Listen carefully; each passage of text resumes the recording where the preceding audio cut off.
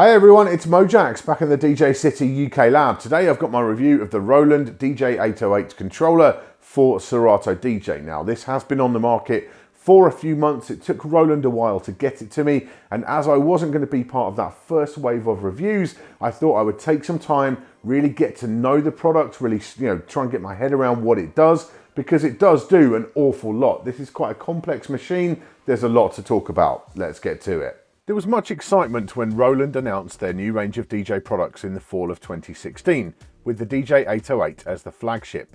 Some of us are old enough to recall some Roland DJ gear from back in the day though. The DJ-1000 and 2000 mixers had some very advanced effects control for the time and are fondly remembered by many. The DJ-808 is certainly no retro piece, however, being packed with the latest technology from both Roland and Serato. At its core, it's a 4-deck Serato DJ controller, with a street price of around $1,500.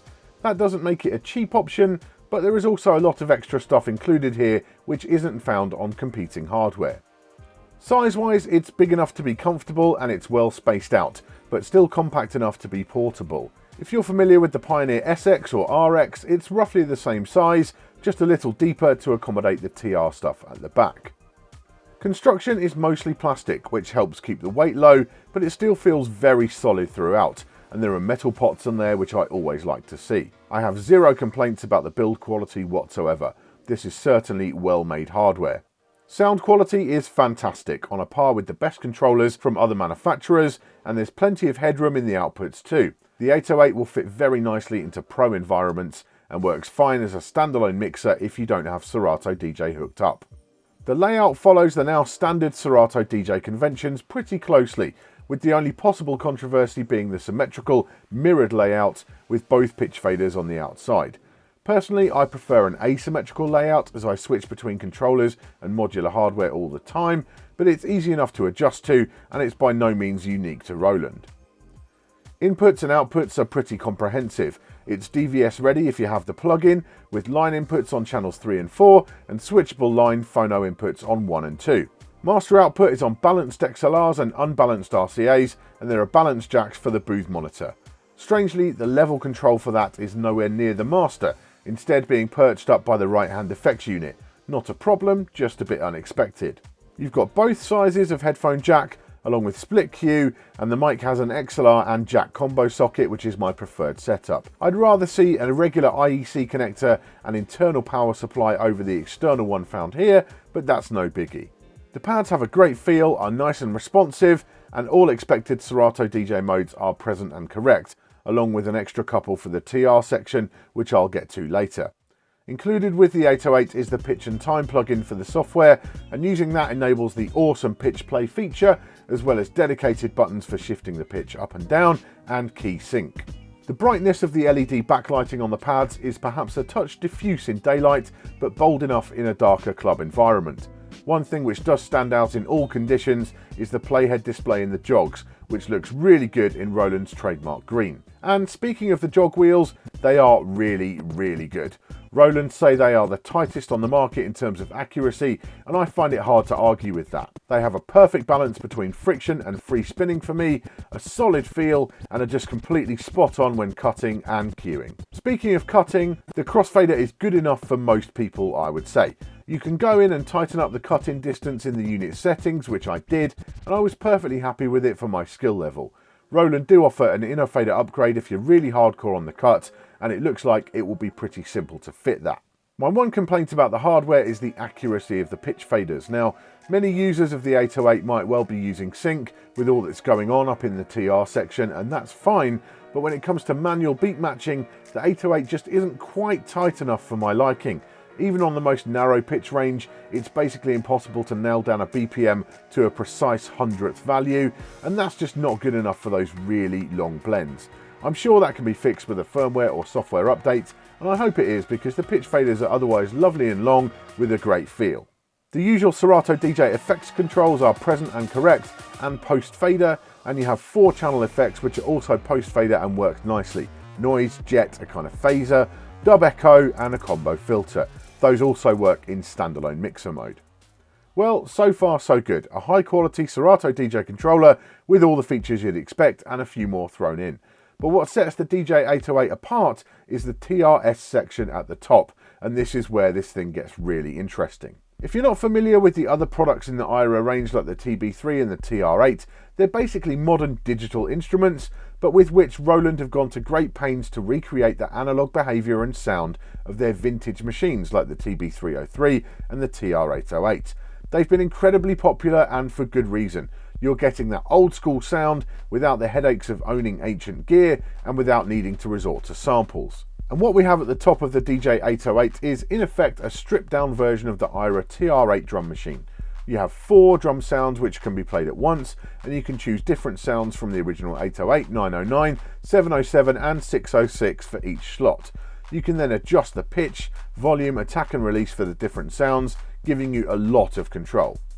There are then a couple of different ways to program patterns, either by tapping in a pattern manually using the pad section of the controller or by using the step sequencer at the top of the unit. You can have patterns running over different measures, add accents and rolls, and shuffle lets you add swing to your patterns too. You can save patterns to the unit and control how much velocity hits have too. And it doesn't stop there. That all works standalone, whether you're connected to a computer or not. But hook up Serato DJ and you can use the same sequencing tools to create patterns with audio samples within Serato DJ's SP8 sampler. This is crazy powerful and opens up a world of unique possibilities for enhancing your sets. I found I got the best results with one-shot samples in the slots. Using longer clips with multiple cue points did sometimes produce some weird outcomes, but that only takes a little bit of prep work, and once it's done, the feature is simply killer. The sound quality of the synthesis on display here is top notch for sure, and the ability to sequence the sounds in those different ways means the TRS section will appeal to lots of different creative DJs. I only have a couple of real criticisms of it. Firstly, Serato's sync engine is good, but not perfect. There's nothing on the market which is. And whilst the TRS section usually synced up nicely with the Serato DJ decks, there were a few occasions where I just wanted to give the TRS a little nudge either ahead or back just to sit it in the mix perfectly. And whilst you can take the unit out of sync and use the BPM adjustment to push and pull the audio, it's no replacement for a simple pair of nudge or pitch bend buttons to do the job more efficiently. Secondly, the ability to use effects on the TRS section is pretty limited. Yes, you can send it to either of Serato DJ's effects banks, but that only works when you're using Serato DJ obviously, and there are no channel effects for the TRS, so in standalone mode you've got no effects at all. I'd love the ability to route the TRS into one of the main channels on the 808, which would solve that and give you extra options for EQing and so on as well. Also, having used the step sequencer in Traktor quite a lot, I found myself quite disappointed to be unable to send each drum track to the effects individually, like you can with that. There's simply no way to throw, say, a delay on the hats while leaving the kick drum clean, and that's quite limiting by comparison. Another unique feature on the 808 is the VT voice transformer. This is a bit out of my wheelhouse, to be honest, not something I can imagine I'll ever really use, but I'm sure a lot of folks will be salivating at the prospect. It's got level control, high and low EQs, along with control of pitch, formant and a high quality reverb. There's even an auto pitch feature, which pitches your voice to match a track in your selected Serato DJ deck. As I say, not really for me, but cool, unique stuff. I'm sure some mobile DJs will be disappointed there's no second microphone input, but I don't feel like the DJ-808 is really going for that market anyway. The final thing to note on the TRS section is the potential for expansion. You've got a MIDI output, which is synced to the built-in hardware and is by far the easiest way to tie external MIDI gear to the BPM of Serato DJ without using other software and Ableton Link. Plus you've got 2 USB ports which can be used for Roland's own IRA link. That means you can run the audio from extra IRA gear directly into the DJ-808 whilst keeping it all locked completely in time. I can imagine a ton of possibilities for that. So there you go, my take on the DJ-808 from Roland. You know, if you are a regular mixing and blending club DJ, just A to B mixing, and there's nothing wrong with that, then this is probably going to be a bit of a hard sell, because you can get controllers of equivalent quality that control all the same stuff in Serato DJ for quite a lot less money. This is for those who want to go a step beyond what you can do with regular DJ software, and you cannot deny the power of the TRS section on the 808 is huge. You know, the actual quality of the sounds, you know, this analog modeling of these old school drum machines is fantastic. With the control you have over each sound, really, really good. I love the ability to actually, you can do stuff in live, you can sort of tap it in live. You can use the step sequencer, lots of different options there, save your patterns and so on as well. My one reservation about the TR section is the syncing of it. No sync engine is perfect. I would certainly include Serato's sync engine within that. And so I'd love the ability just to, bump it back and forth, nudge it back and forth, just to drop stuff in time when you're running multiple decks in Serato DJ. Just a bit of extra manual control would work really well for me. But it's easy to imagine the 808 as kind of the hub of a real creative powerhouse. You've got this, maybe a couple of turntables running in for DVS control. Then you've got the link to the other IRA gear, so you can have other Roland IRA stuff all synchronized perfectly to the 808. And you've got the MIDI clock output as well, so you're feeding out to other MIDI gear too. If you are a producer looking to do kind of a hybrid DJ and production set, live set, the 808 is got to be a real contender for the centerpiece for that setup. Quality wise, it's really, really nice. I like the build quality, it's super solid. The jog wheels, when manufacturers talk about, oh, we got the tightest jog wheels ever, I always take that with a pinch of salt, but actually these are really, really good. The fader is decent. You can, of course, upgrade to an inner fader if you really want that extra tight cut, but as it stands for most DJs, I think that'll be fine.